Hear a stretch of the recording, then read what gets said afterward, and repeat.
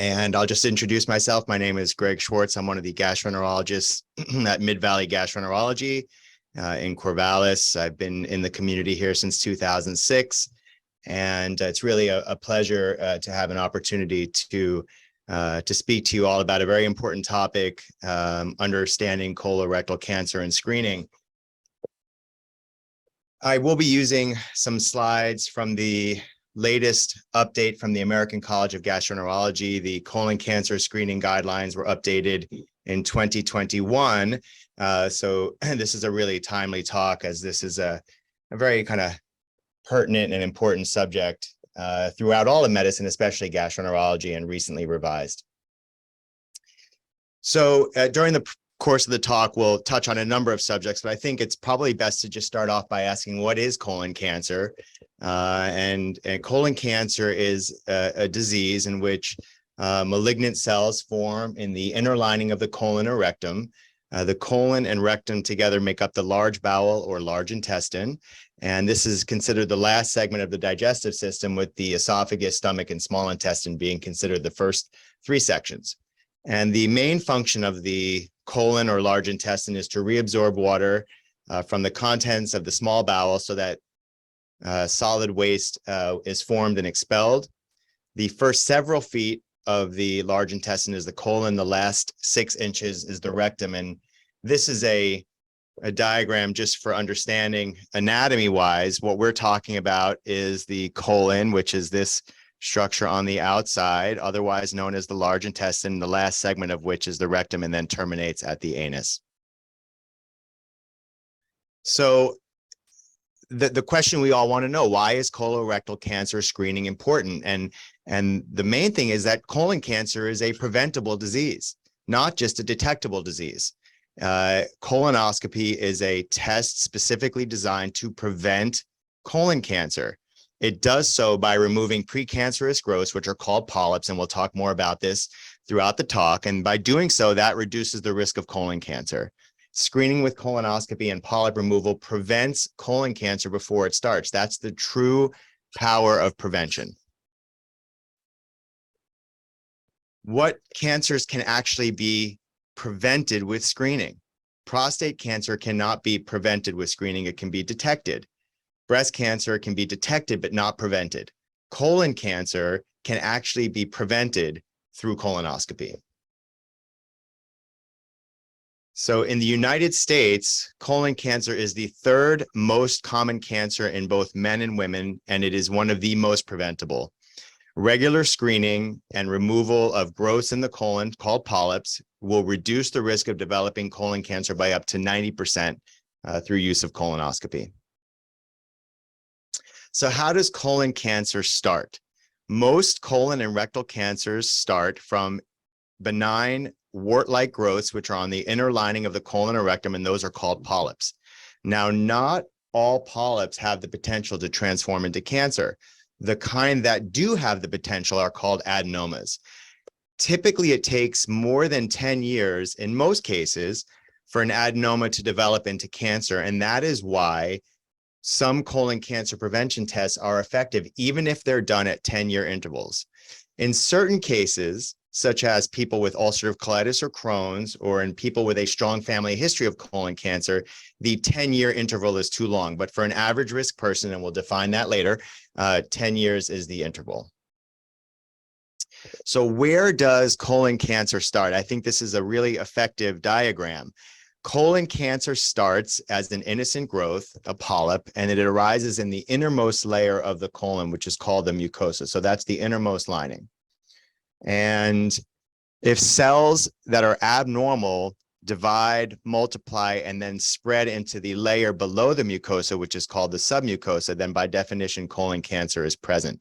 And in this diagram, basically what it shows is just a small proliferation of cells, which gradually enlarges until severe dysplasia and a precancerous polyp is seen. And that's a step before colon cancer. Once that white triangular abnormal wedge of cells invades below the innermost lining of the colon, that's by definition a colon cancer. And I just wanted to show what that looks like in terms of what we see when we do colonoscopy. So this picture sort of shows that progression from a small polyp in panel A to a larger polyp, which is starting to show signs of potential for invasion. And if unchecked and left in place, panel C, which is what a colon cancer looks like, is the result.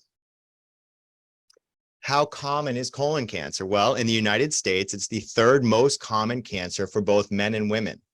The lifetime risk for men is 1 in 23, and for women, it's 1 in 25. So an estimated 50,000 people will die from colorectal cancer just this year. Now, it's been estimated that people born around 1990 have twice the risk of colon cancer and 4 times the risk of rectal cancer than those born around 1950. And the reasons for that trend are complex, but unhealthy diet and sedentary lifestyle are thought to contribute. So I'm going to throw up a few of these ACG slides during the course of this talk. And here's the first one. And we hear this sometimes from our female patients that say, well, don't only men get colon cancer? And the answer is no. It's an equal opportunity disease. And on average, women have the same risk as men. So women need colonoscopy as well. So what are the options for colorectal cancer screening? So in 2021, the American College of Gastroenterology updated the colorectal cancer screening guidelines. The recommendation is to begin screening in an average risk individual between age 45 and 75 years of age to reduce precancerous growths called advanced adenomas, and then therefore reduce the risk of colon cancer and death from colon cancer. Now we're going to talk about options for colorectal cancer screening. We're going to talk about these in a little bit more detail, but just wanted to introduce the terms. Colonoscopy is considered a one-step screening test. It's a one-step test. It looks for polyps called adenomas in the colon and rectum using a colonoscope, which is a medical instrument. And this allows for both detection and removal of polyps during the procedure to prevent colon cancer. Colonoscopy is the most commonly performed GI procedure in the United States, and colonoscopy with removal of polyps offers long-term protection against developing or dying from colorectal cancer. We're going to talk about some two-step screening tests as well. These are typically stool-based tests. They look for hidden blood or altered DNA in the stool as a first step, and if there is a positive result, then typically a colonoscopy is recommended. One such stool test is a FIT test. FIT stands for fecal immunochemical test, and that detects hidden blood in the stool. This test is typically performed on an annual basis. And again, if a positive FIT test occurs, then typically a follow-up colonoscopy is recommended. We're also going to talk a bit about multi-target stool DNA tests, also known in this country as Cologuard. A multi-target stool DNA test is a non-invasive screening test, a two-step test that looks for abnormal DNA, which is associated with colon cancer and precancerous polyps. It's considered more sensitive than the FIT test, but also has a higher false positive rate, especially in advancing age.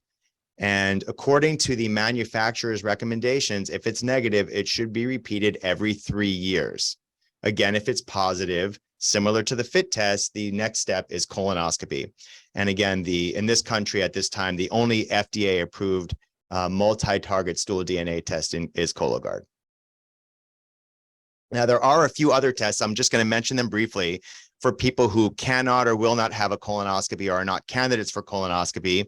CT colonography, otherwise known as virtual colonoscopy, which is a CAT scan designed to look for colon polyps and colon cancer, and something called colon capsule are both approved, not always available in all areas of the country, and if positive, will require colonoscopy for follow-up. So let's just take a moment to step back and talk about what are some of the symptoms of colorectal cancer. Well, most early cancers actually produce no symptoms, which is why screening for colon cancer is so important in the first place. Symptoms, when they occur, typically depend on the location of the cancer within the colon or rectum. And again, in a lot of cases, there can be no symptoms at all. Another common excuse that patients don't want to undergo colonoscopy: I feel fine. Well, colon polyps and colon cancer can develop silently in the absence of symptoms at all. So waiting for symptoms to develop can actually mean that the cancer becomes more advanced and less likely to be curable. Speaking of symptoms, the most common presenting symptom is rectal bleeding, particularly in cancers that arise from the left side of the colon, or are in cancers in that area besides bleeding can also cause constipation, abdominal pain, or symptoms of obstruction or blockage. Colon cancers that develop on the right side of the colon, well, they typically produce more vague symptoms. They are unlikely to present with obstruction or altered bowel habit, but may produce symptoms such as vague abdominal ache or discomfort. Other symptoms such as weakness, weight loss, anemia resulting from chronic blood loss can accompany cancer in the right side of the colon as well. So always remember to see your doctor if you experience any of the following symptoms: new onset of abdominal pain, blood in or on the stool, a change in stool caliber or stool shape, or a change in typical bowel function, constipation, or diarrhea, for example. So why get checked for colon cancer even if a person doesn't have symptoms? Well, as we've talked about, adenomas, which are precancerous polyps, can grow for years and transform into cancer without producing any symptoms at all. And by the time the symptoms develop, it's often too late to cure the cancer because it may have spread. The point of screening is to identify cancers earlier, and it actually results in cancer prevention when precancerous polyps are removed. What causes colon cancer? Well, in most cases, causes are unclear. We know that most colon cancers start from polyps, which are these abnormal growths, and if they're not removed, they can potentially become colon cancer. Again, screening, the idea behind that is to remove polyps before they have a chance to turn into cancer. The development of more than 75 to 90% of colorectal cancer can be avoided through early detection and removal of precancerous polyps. So who is at risk for colon cancer? So an average risk individual, meaning someone whose only risk factor is their age, the recommendation is to currently start screening at age 45 if there are no risk factors other than age for colon cancer. And it's equal between men and women. Men tend to get colorectal cancer at an earlier age than women, but women tend to live longer, so they tend to catch up with men, and therefore equal numbers of cases occur between men and women. Again, the important point here, which I'll make multiple times throughout this presentation, is that for an average risk person, screening should start at age 45. Another excuse to avoid colonoscopy: no risk factors. Well, the single biggest modifiable risk factor for colon cancer is not getting screened. So risk factors for colon cancer: the development of cancer is thought to be influenced by diet, genetic, and environmental factors. So an individual with a history of an adenoma or colon cancer are there obviously at increased risk. Individuals with a family history of colorectal cancer or advanced polyps, various genetic syndromes that predispose to polyps, or other cancers and inflammatory bowel disease are also considered to be at higher risk. It's important to note that most patients, however, have no identifiable genetic risk factors.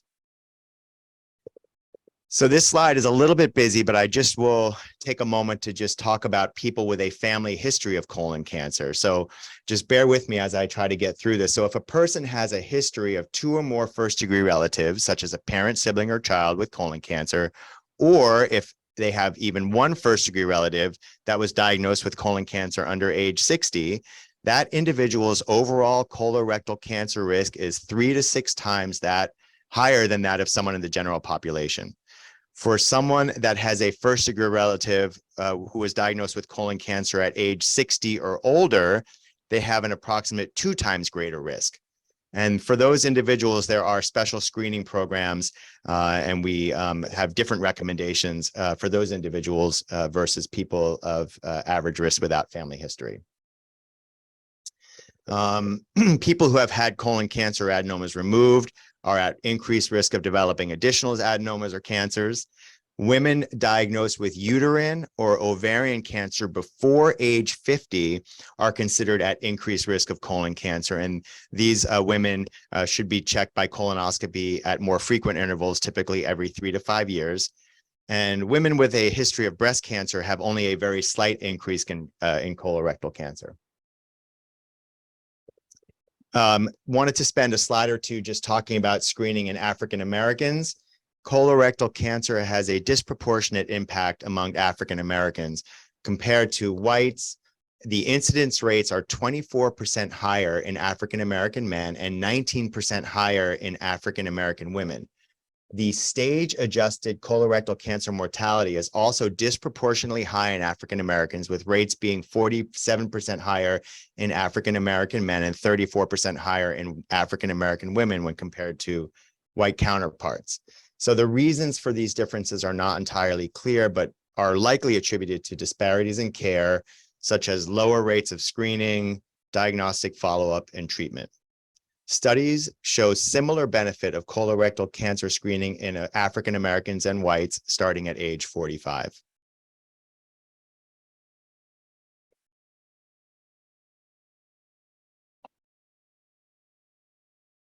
Okay, prevention. So what can a person do to prevent the development of colorectal cancer? Well, this is easy. The best strategy for reducing colorectal cancer deaths is simple.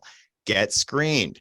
Average risk individuals should start colorectal cancer screening at age 45, using either colonoscopy or FIT test as the primary screening modality. As we just talked about, African Americans should also begin colorectal cancer screening at 45. 45 is the new 50. 45 is the new recommended time to start screening for colorectal cancer among all average risk adults, according to the 2021 guidelines from the American College of Gastroenterology. So when to start, individuals, let's talk a little bit about people that are at higher risk. This is kind of referencing that slide that I was talking about a few slides ago. So if an individual is at higher risk because they have 1 or 2 first-degree relatives with colon cancer or advanced colorectal polyps, they should start screening at age 40 or 10 years younger than their affected relative. Again, I apologize, this slide's a little bit busy, but it's all about family history. If that first-degree relative is less than 60, or if there are 2 or more first-degree relatives with colon cancer, colonoscopy should still be used. However, the interval drops to 5 years. Again, I'm sorry for the the age intervals and the times. It's a lot to keep track of. But I guess the point is, if you have a family history, your beginning screening age and the intervals between colonoscopies may be affected. We'll just leave it at that. For both average and higher risk individuals, all potential precancerous polyps should be removed. I put a little bit of information about aspirin here because I'm frequently asked about that in my practice. Is aspirin a substitute for colorectal cancer screening? And the answer is no. However, there is a narrow category of individuals that can use aspirin in addition to routine screening to reduce their colorectal cancer risk.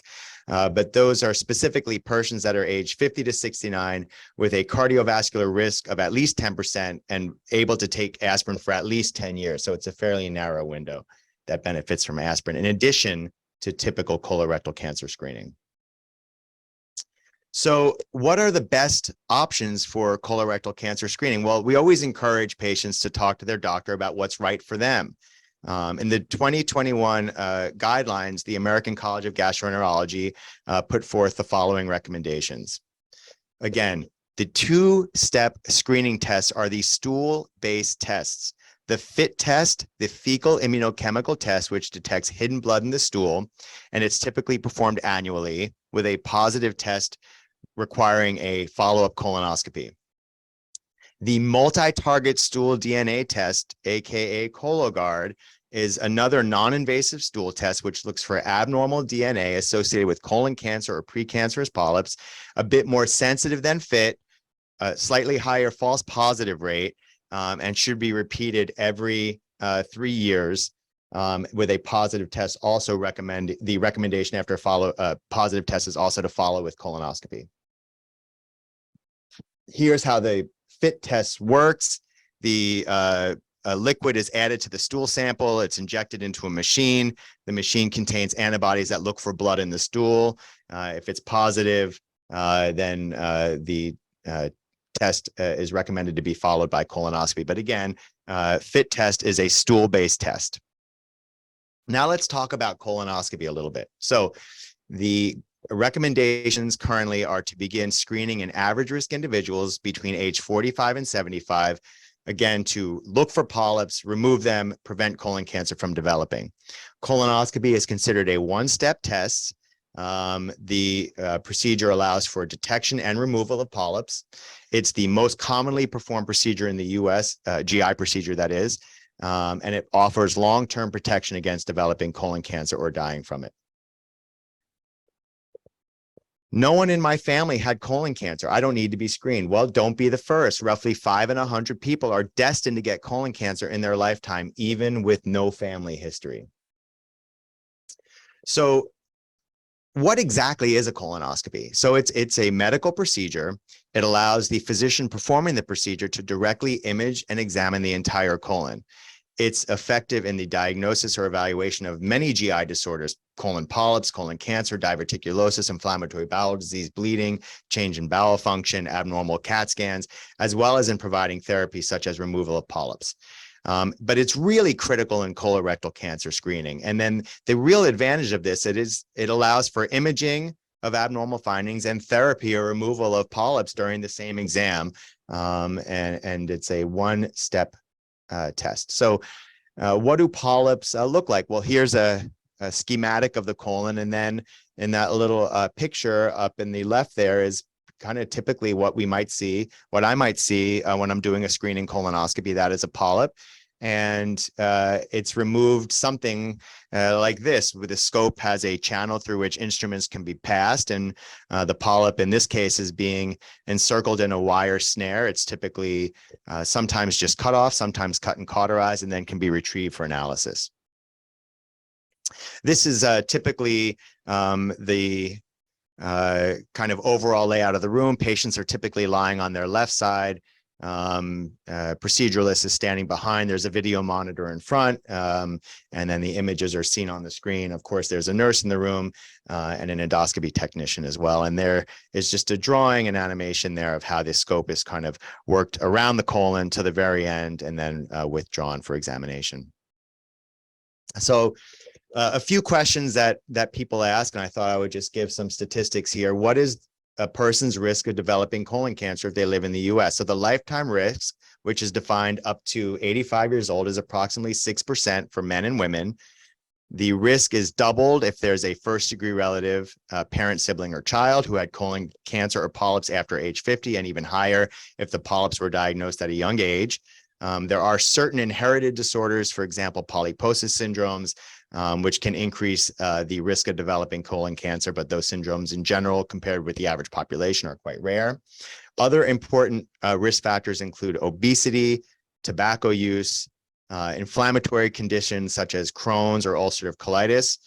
Excessive alcohol consumption has also been linked to colon cancer.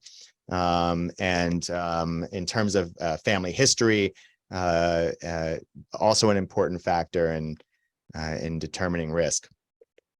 Has colonoscopy been shown to be effective in preventing colon cancer and saving lives? Well, the answer is yes. It does this for all the reasons we talked about: detecting polyps and removing them before they have a chance to develop into colon cancer. And recent data show that the number of new cases of colon cancer and deaths from colon cancer are decreased when colonoscopy is performed according to established guidelines. So if colonoscopy is so effective, why aren't more people having it? Well, the most common reason is that people say that their doctor didn't discuss it with them or didn't refer them. The next most common reason is patient fear or avoidance of the prep process, which involves taking a laxative, which causes diarrhea, to help allow cleaning of the colon prior to the exam. And then third reason is many people are just not aware that they even need to have this test done at all. So another common reason that people avoid colonoscopy, I'm healthy, I don't need this screening exam. Well, colon cancer screening is for healthy people. If a polyp is found, it's removed. It never has a chance to develop into colon cancer. Wanted to just talk a little bit about prep. It's a common question that I get from patients. And for a lot of patients, it's an obstacle to getting the procedure done, but it really doesn't need to be. There are a number of prep options, liquids of varying quantity. There are tablet-based preps, all with the goal of cleansing the colon prior to the exam so that polyps can be detected. Which prep is right for you, that depends upon your personal preference, your age, physical stamina, a few other things such as kidney function, and worth talking about with your physician or gastroenterologist. This is a common question. Is this uncomfortable? Will I be sedated? Please tell me I'll be knocked out for this. Well, it's usually not painful, and almost all colonoscopies can be performed with what we call IV sedation or twilight sedation, in which the patient is drowsy and comfortable. This is not a OR situation where people are on a breathing machine. In the vast majority of cases, people are just in twilight sleep, breathing on their own, being monitored. It has a mild amnestic effect, so most people wake up and don't even realize that the procedure's been done. I've often had people wake up and swear that nothing's been done, and are typically quite surprised about how comfortable the procedure is. Busy slide here about prep options. I won't go through all of it, but I guess just wanted to make mention that there are a number of prep options available, from liquids to tablet-based. We can almost always find something that works for everyone. One thing that is important is how the prep is done, which is studies that have shown that prep results are better when the second part of the prep is done closer to the procedure. So typically, we have patients start their prep in the late afternoon or evening the night before the colonoscopy, and then the second half of the prep is done about 5 hours before coming in for the actual procedure. But of course, what works best for the individual should be discussed between physician and patient.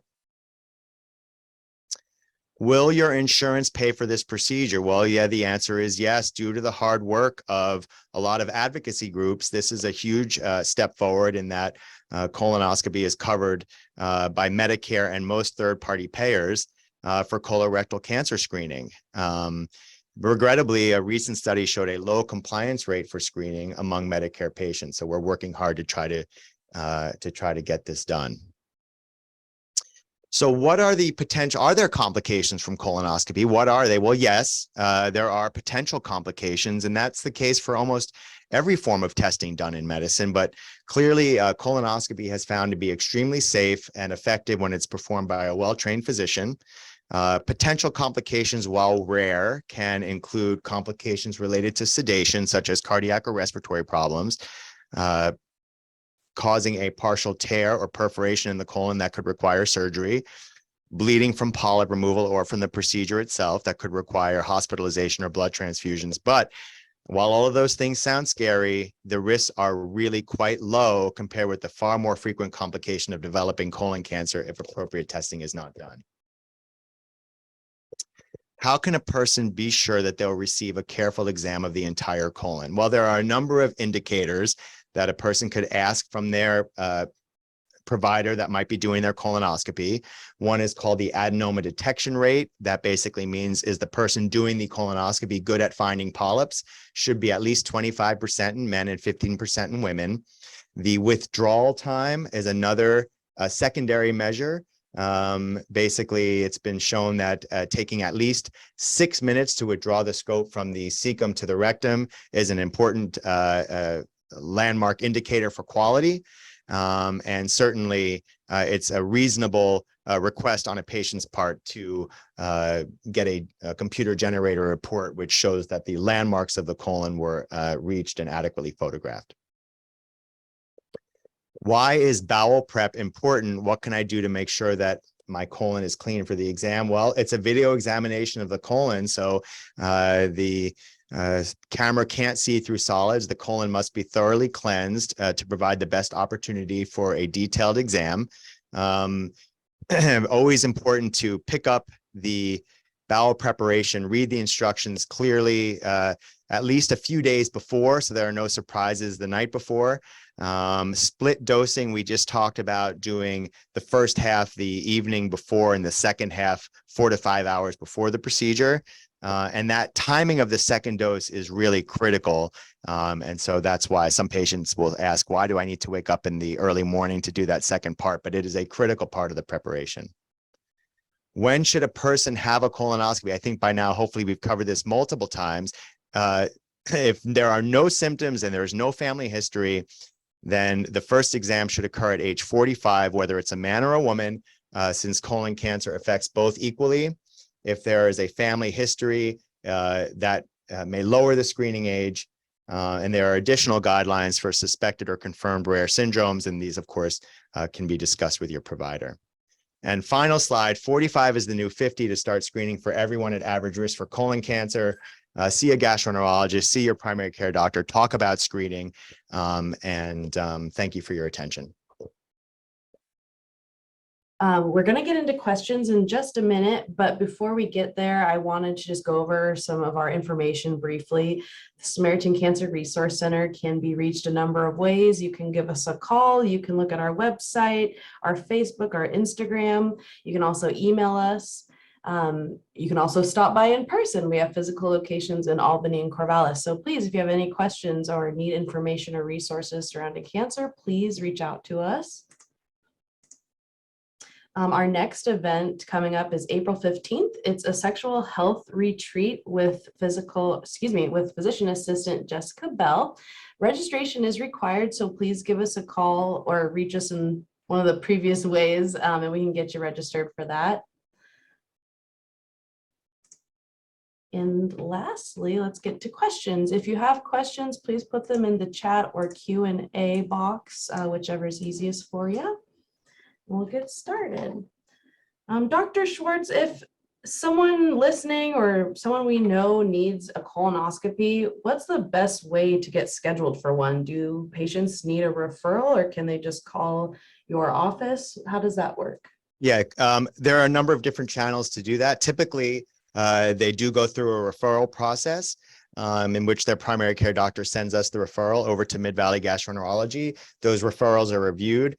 In a lot of cases, patients can proceed through an open access process where if there aren't any mitigating circumstances that require medication adjustments or an office visit to manage other medical conditions prior to the procedure to optimize chance of success. In those cases, if there are other complicating issues, we'll have a patient come to our office or do a telemedicine visit to review those things. But in the open access process, the referrals are reviewed and then we reach out directly to the patient and often able to schedule them right to their colonoscopy, going over all the prep instructions and everything without requiring an office visit. Oh, that's awesome. That's very convenient. It saves a lot of time and a lot of energy. And I know everyone's schedules these days are busy. So we've really streamlined it in a way that we want to remove any obstacle to people getting this done. Oh, that's wonderful. Thank you. How long does the actual colonoscopy take? Yeah, good question. It depends. On average, from a person being brought into the procedure room to being wheeled out from the procedure room, I would say is about 30 minutes on average. Now, obviously, in people who have a number of polyps, larger polyps, difficult to remove polyps, those procedures can take longer. Colonoscopies, have taken on occasion can take over an hour. That's unusual. Again, I would say the average procedure is about 30 minutes, more or less. And, again, some special circumstances sometimes arise, but for the most part, I would say 30 minutes. Okay.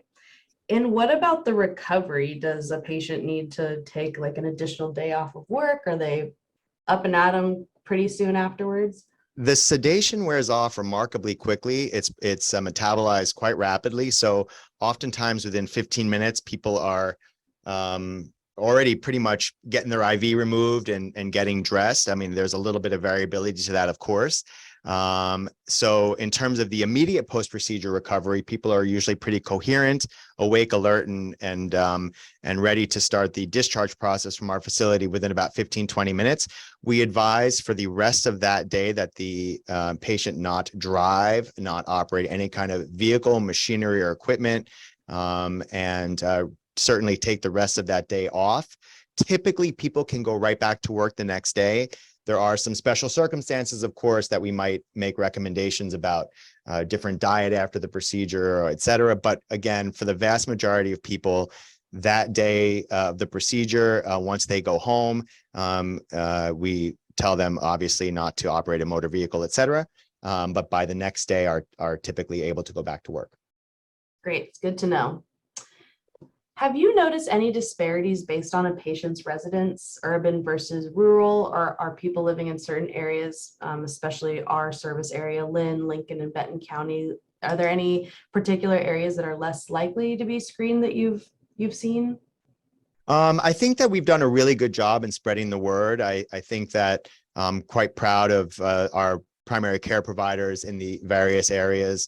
So I think the disparities are pretty minimal at this point. Colonoscopy has certainly been around a long time, and I feel like the push for changing the age from 50 to 45, 50 for a long time was the starting age, but of course, with these new guidelines, it's dropped to 45. It took a little bit of time for that to set in. I think insurance is also commercial payers and Medicare were a little bit slow to adopt that, but now we are really seeing. I'm very happy with the number of 45-year-old patients that are being sent in for screening, and so I would say there's really not a huge difference in the communities that you mentioned.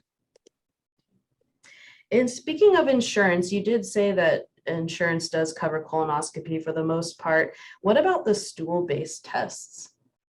Yeah, that's a good question. It would depend upon the insurance. I can't really speak to which insurances cover what. I think that I think fit testing is fairly well covered. I can't speak to Cologuard, but I believe that fit testing is fairly universally covered as well. Okay, great. Seeing if any more questions come in. Give people a moment to type in if they have any other questions. And if you think of a question later on today or a week from now, you can always email the Cancer Resource Center at cancerresourcecenter@samhealth.org, and we'll field your questions the best we can. I'll go ahead and wrap up today's webinar. There will be a survey available at the end of this. If you'd like to fill that out for us, it's very helpful to see how we did and what other topics you'd like to hear about. Dr. Schwartz, thank you so much for being with us today. I really, really appreciate all the knowledge that you shared, and we hope to see you again. Thank you very much for having me. Appreciate it. All right, everybody, have a wonderful day. Thank you. Thanks.